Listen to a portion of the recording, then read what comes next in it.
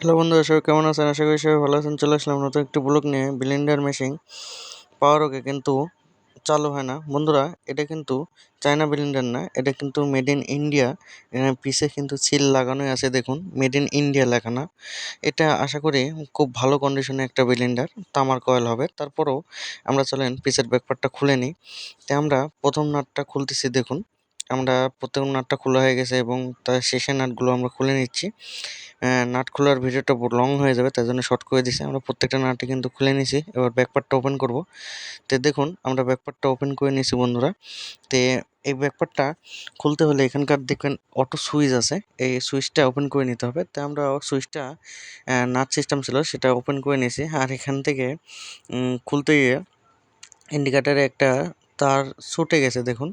তো আমরা সমস্যা নেই, ওটা আমরা পরবর্তীতে লাগিয়ে নেব।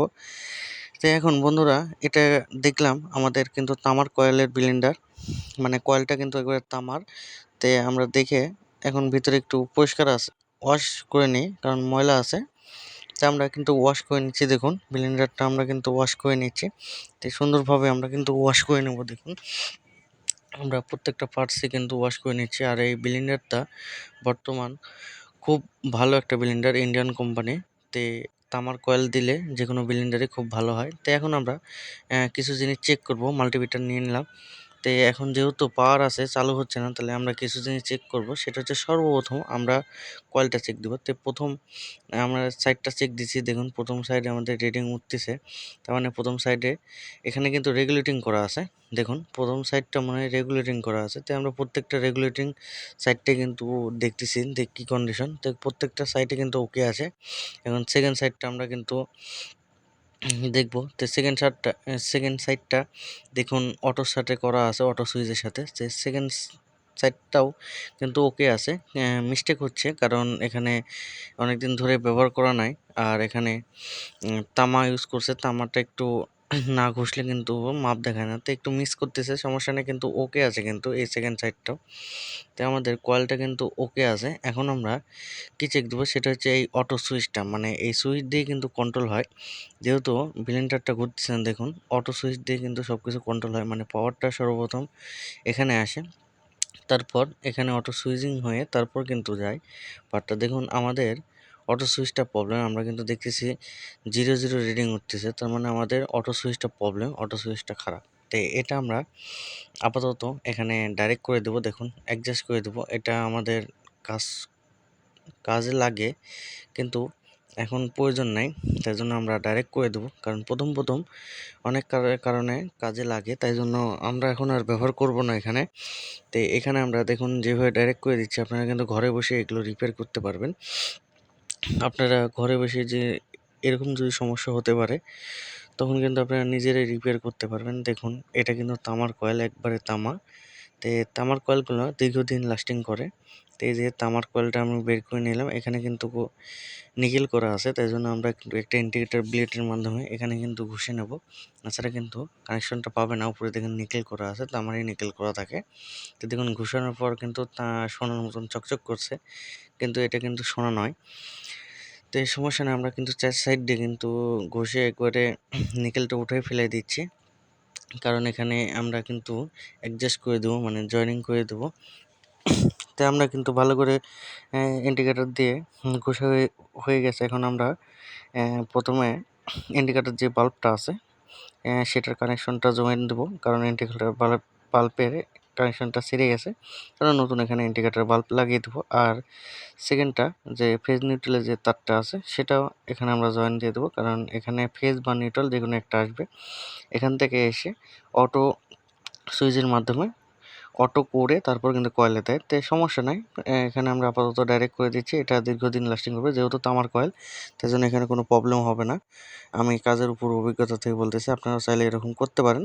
আমি কিন্তু শর্টকাটে দেখিয়ে দিচ্ছি, পারতপক্ষে এটা প্রয়োজন পড়ে না, তারপরেও আপনারা পারলে চেঞ্জ করে দেবেন। তো এখন আমরা কটটাও চেক দিয়ে নিই, কটের কী কন্ডিশন আছে।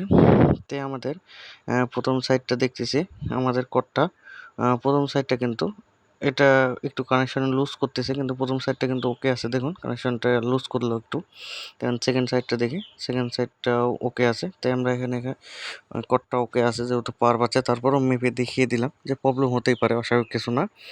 তো এখন এখানে কিন্তু আমরা টেপিং করে নিচ্ছি, দেখুন ভালো করে এখানে টেপিং করে নেব। তে আমরা এখানে টেপিং করতেছি, এখানে এমনভাবে টেপিং করবো যেন লুজ না থাকে। আপনারা যারা নতুন টেকনিশিয়ান ভাইরা আছে তাদের জন্য কোনো খুব গুরুত্বপূর্ণ একটা ভিডিও, আপনারা কেউ স্কিপ করবেন না, ভিডিওটা ধৈর্য সহকারে দেখবেন।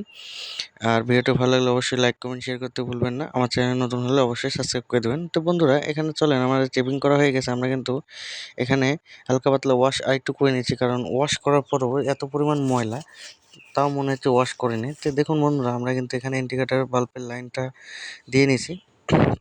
আমাদের কাজ কিন্তু মোটামুটি ওকে হয়ে গেছে। এখন আমরা পিছের যে ব্যাকপার্টটা আছে সেটাও লাগিয়ে নেব। যে এখানে যে অটো সুইচটা ছিল, এখানে যেহেতু আমরা অটো সুইচের কানেকশনটা দিইনি, তো এখানে ফাঁকা থাকলে দেখতে খারাপ লাগবে, তাই জন্য পুরাতন যে অটো সুইচটা আছে সেটাই কিন্তু আমরা এখানে প্যাচ সিস্টেম করে লাগিয়ে নিচ্ছি। আর আপনারা যারা বাসা বাড়িতে রিপেয়ার করতে চাচ্ছেন, আমার এই ভিডিওটা দেখে স্টেপ বাই স্টেপ কিন্তু আপনারা রিপেয়ার করতে পারেন। কোনো মেকারের কাছে নিয়ে যাওয়া লাগবে না, আপনারা কিন্তু নিজেরাই এটা রিপেয়ার করতে পারবেন। আমার এই ভিডিওটা দেখে অবশ্যই রিপেয়ার করতে পারবেন, 100% গ্যারান্টি কাজ হবে এরকম যদি প্রবলেম হয়। তারপরেও আপনারা যদি জানেন একটা ডিজিটাল মিটার নিয়ে নেবেন, তাহলে আরও সুবিধা হয়। আমার ভিডিওটা ভালো লাগলে অবশ্যই লাইক কমেন্ট শেয়ার করতে ভুলবেন না। আমার চ্যানেল নতুন হলে অবশ্যই সাবস্ক্রাইব করে দেবেন। তো বন্ধুরা দেখেন আমাদের কাজটা কিন্তু ওকে হয়ে গেছে, আমরা কিন্তু ব্যাকপার্টটা ভিড়িয়ে নিছি। এখন প্রত্যেকটা নাটই কিন্তু আমরা ভালোভাবে টাইট দিয়ে নেবো। এখানে প্রথম নাটটা আমরা কিন্তু টাইট দিয়ে নিচ্ছি। আর এরকম পারলে আপনারা বিলিং কিনবেন, কারণ একটু দাম বেশি হলেও ভালো দেখে কন্ডিশন মতন একটা বিলিন্ডার কিনবেন। 3,000 4,000 টাকা দিয়ে একটা বিলিন্ডার কিনলে মোটামুটি 5-6 বছর বা 10 বছর অনায়াসে কিন্তু চলে যায়, কারণ তামার কয়েলগুলো 100% গ্যারান্টি খুবই ভালো হয় সিলভারের থেকে, 100% খুবই উন্নত মানের এই তামার কয়েলগুলা। তাই আপনারা পারতপক্ষে যদি পারেন একটু কষ্ট করে একটু বেশি টাকা দিয়ে কিনবেন বিলিন্ডারগুলো, কম টাকা দিয়ে যেরকম অনলাইনে এখন বেশি বিলিন্ডার ছাড়তেছে ছোট ছোট, তো এই মানুষের আকর্ষণ করার জন্য পারতপক্ষে ওগুলো কিনবেন না। আমি পক্ষপাতী না ওগুলো কেনার জন্য। আপনারা যদি বিলিন্ডার ইউজ করতে চান তাহলে একটু টাকা পয়সা জোগায় বা একটু বেশি দিয়ে তামার কয়েল দেখে কিনবেন, 3,000 4,000-এর মধ্যে, বা একটু বেশি দিলেন তাহলে কিন্তু তামার কয়েল বিলিন্ডার পাবেন। আর তামার কয়েলের বিলিন্ডার গুলো নষ্ট হলে কিন্তু সহজেই রিপেয়ার করা যায়। আমাদের কাজটা কিন্তু ওকে হয়ে গেছে বন্ধুরা, চলেন আমরা এটা এখন চেক দিই। তো আমরা এখন এটা কিন্তু ফাইনাল চেক দিব। দেখুন আমরা কিন্তু সবকিছু দেখিয়ে নিচ্ছি, এখন আমরা ফাইনাল কিন্তু চেক দিব। তো আমরা কোডটা এখন নিয়ে নিছি, দেখুন আমরা কোডটা এখন এসিতে ইনপুট করে দেবো। তো আমরা এসি প্লাগের মধ্যে দিয়ে নিচ্ছি। তো আমরা এসি প্লাগের মধ্যে দিয়ে নিচ্ছি, দেখুন আমাদের এখানে পাওয়ারটা জ্বলছে। এখন দেখি বিলিন্ডারটা চলছে নাকি, দেখেন বিলিন্ডারটা খুব ভালোভাবে চলতেছে। তো আমাদের কাজটা কিন্তু ফুল ফিল আপ ওকে হয়ে গেছে, খুব ভালোভাবে এখানে চলতেছে। তো এই ভিডিওটা ভালো লাগলে অবশ্যই লাইক কমেন্ট শেয়ার করতে ভুলবেন না। ওকে, ধন্যবাদ।